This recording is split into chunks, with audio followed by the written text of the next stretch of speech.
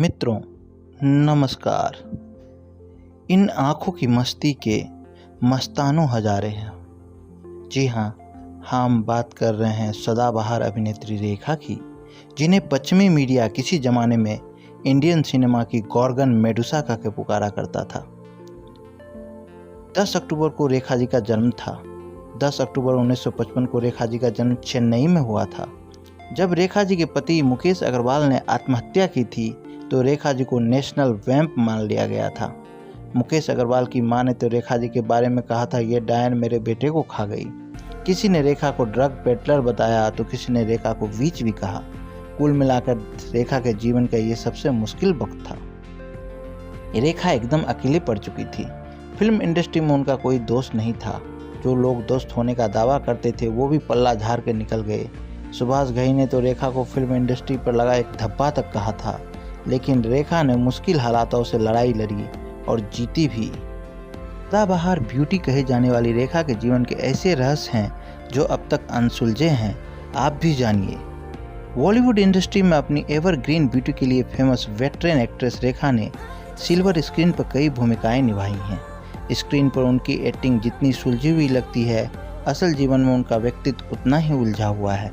खासतौर पर जब बात रेखा की लव लाइफ से जुड़ी हो तो कई सारे अनसुलझे रहस्य सामने आ खड़े होते हैं। आज हम रेखा के जीवन से जुड़े उन रहस्यों पर बात करेंगे जिन पे बातें तो खूब की गई मगर वो कभी सुलझ नहीं पाए। विनोद मेहरा से शादी।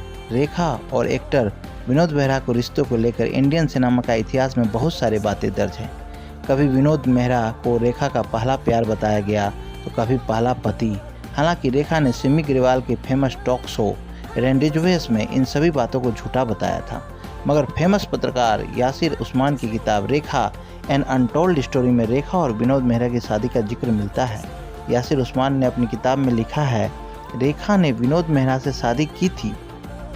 ये दोनों की पहली शादी थी, मगर दोनों ने ही इस शादी का जिक्र कभी नहीं किया। दोनों ने कोलकाता में शादी की थी। शादी के बाद जब विनोद अपनी नई नवेली दुल्हन रेखा को घर लेके पहुंचे तो विनोद की मां कमला मेहरा ने रेखा को बहू मानने से इनकार कर दिया।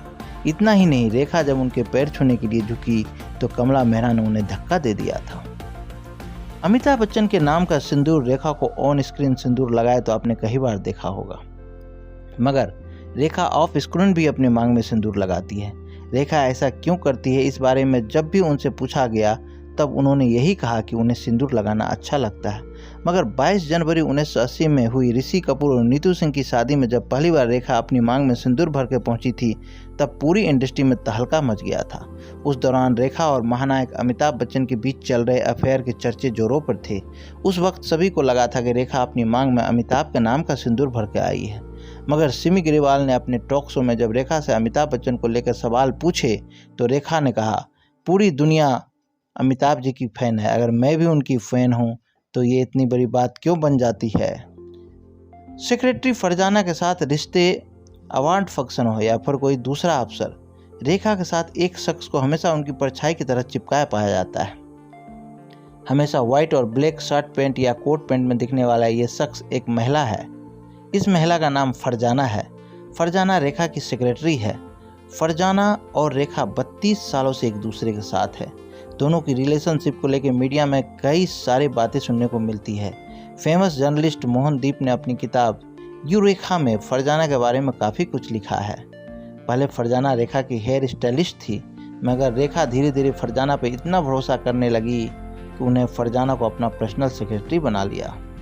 आज रेखा के सबसे करीब अगर कोई है तो वो फरजाना ही है।